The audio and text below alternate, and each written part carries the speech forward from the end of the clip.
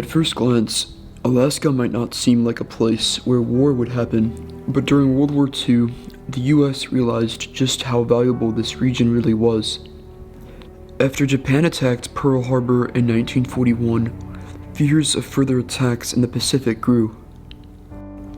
That fear became reality in 1942 when Japanese forces invaded and occupied two of the Aleutian Islands.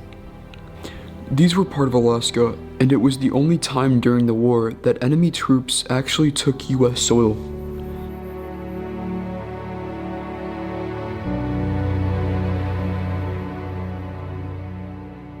This shook the nation and showed how vulnerable Alaska's location was.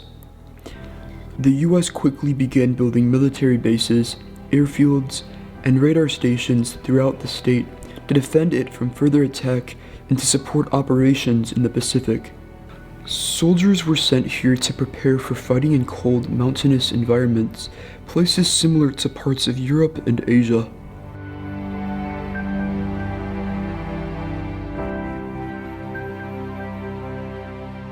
In Denali's tough conditions, they learned how to survive in snow, move through difficult terrain, and handle equipment in freezing temperatures. This training helped prepare them for missions in places like the Alps and the northern Pacific, where the weather could be just as brutal. Denali might have not seen combat, but it shaped the soldiers who did. South of Denali, the Kenai Fjords area played a different but equally important role. This region, known for its dramatic coastlines and icy fords, became part of the coastal defense system.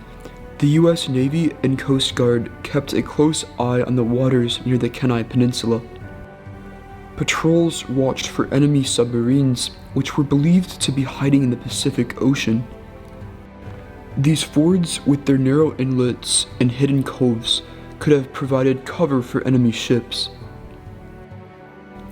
Even though no major battles took place here, the area remained on high alert throughout the war.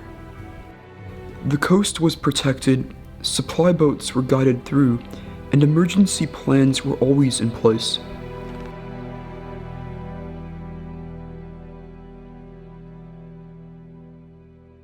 One of the most fascinating parts of Alaska's role in World War II happened near Wrangell-St. Elias, the largest national park in the United States. This area was located near one of the most important secret routes of the war, the Alaska-Siberia Air Route.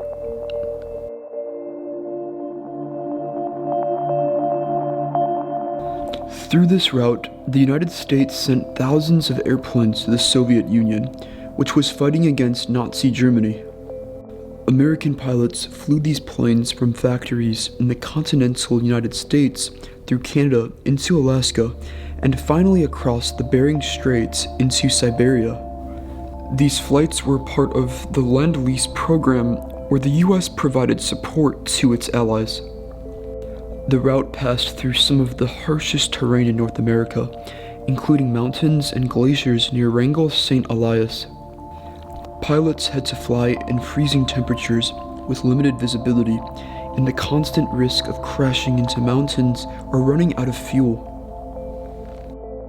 Temporary airfields were built along the way, and many of them are still visible today as overgrown ruins.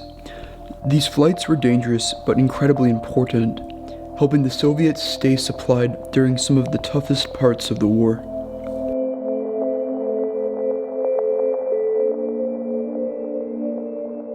World War II didn't just bring soldiers to Alaska, it changed life for everyday people too. Small towns suddenly became military centers.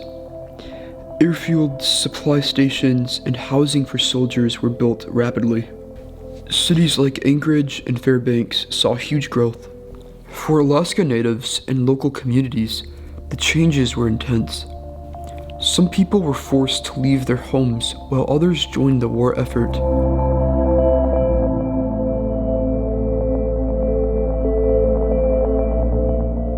In the end, Alaska may not have had large battlefields or famous generals, but its role in World War II was still crucial.